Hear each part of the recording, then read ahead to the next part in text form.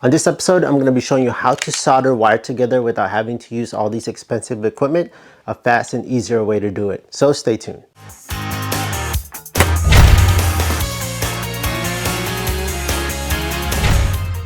Welcome to Fix This House. If you're new to the channel, consider pressing the subscribe and notification bell so you could always be in tune on DIYs, how-to videos, and product reviews that I do within this channel. Traditionally, when you solder two electrical wires together, you're going to end up taking out all the necessary equipment to do so, such as your soldering gun or your soldering iron, depending on which one you want to use. You're going to be taking out your rosin flux, your actual electrical solder, your clips, and so much many more equipment. But what if I tell you that there's actual product out there that you can use to solder two stranded wires together just by using a heat gun? But we're going to replace all this with just a simple solution, which is the Solderstick connectors. And you've probably seen me use this product before, and I really love using this when I wire up stuff around my car or my electrical bike, when I like to customize any type of electrical. And I use this because it comes in different sizes, and you can see the chart here. It comes with the gauges according to the color. Let me just show you the characteristics of this solder stick.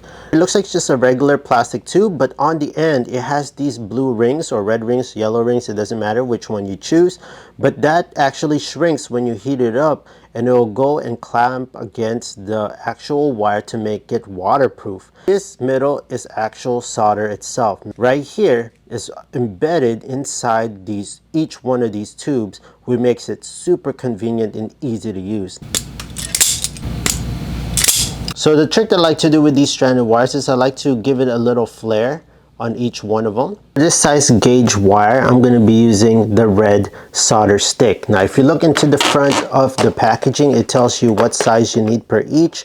The red one is 22 to 18 gauge wire, which is actually, this is 18 gauge right here. So this will be perfect for this type of wiring. Now depending on which size you want, just go accordingly to the chart. Let's just slide the wire right inside the tube.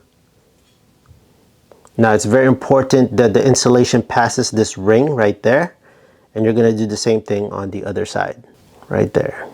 And inside, the wires are meshed and intertwined together like this. Let's go put it onto this right here. I like to use this. These are helping hands with the alligator clips that are pretty much have these little protectors on it to protect the insulation. If you're interested in these helping hands, I'll leave the link on the description down below as well.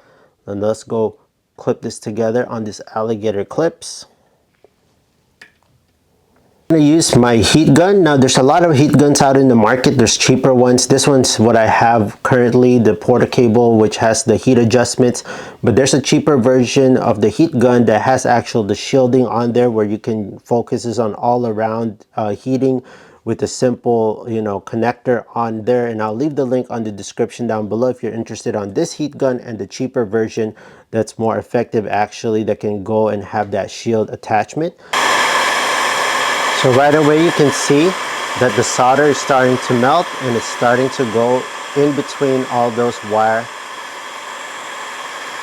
This right here, the waterproofing ring is starting to go and hug itself onto the wire insulation.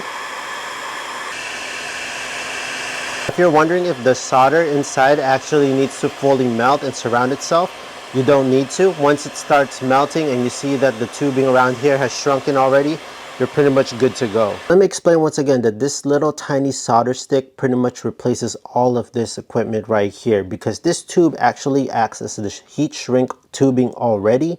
And the side right here, you see these little rings, that replaces this silicone paste, which does the actual waterproofing. The middle is your solder. It replaces this whole spool right here. And also this expensive solder gun is replaced by just your cheap regular heat gun. All of this is all incorporated in here, making it a simple and nice connection. Once you see that this tube has shrunken and hugged the insulation, and the little weather stripping rings on the ends have melted and incorporated itself onto the insulation, and the solder itself is actually melted and shrunk, then you're pretty much ready to just wait and let it cool down for a few minutes, and I'll show you how strong this connection is. Now it's been a few minutes and everything is nice and cooled down. You can see that this has been waterproofed because the ring right there has melted onto the actual wire insulation. Solder itself has melted right in between these stranded wires, which makes it a very strong connection. And I'm pulling as hard as I can right now and the connection is really strong. And yeah, I can't even pull it apart. It's nice and solid. Now we're gonna go and I'm gonna strip this right here. I'm gonna cut it and you'll see the inside of what's going on this solder. If we look closely right there, you see that the solder has actually incorporated itself and sunk between each one of those stranded wires. The same thing goes on to this other end right here. And I don't know if you can see it, but yeah, it definitely melted right between there. Fast and easy. I love using these solder stick type connections. There's other brands out there that are similar to the solder stick ones.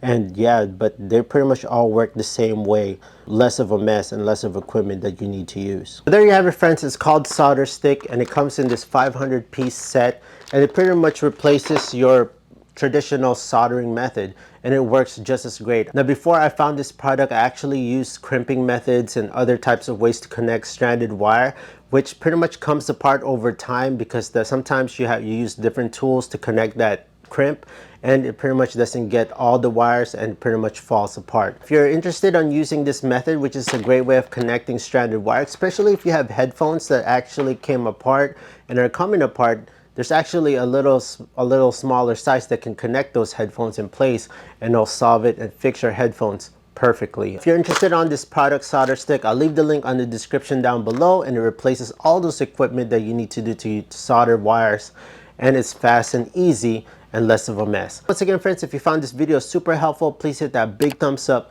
press the subscribe notification bell, and I'll see you on the next product video review.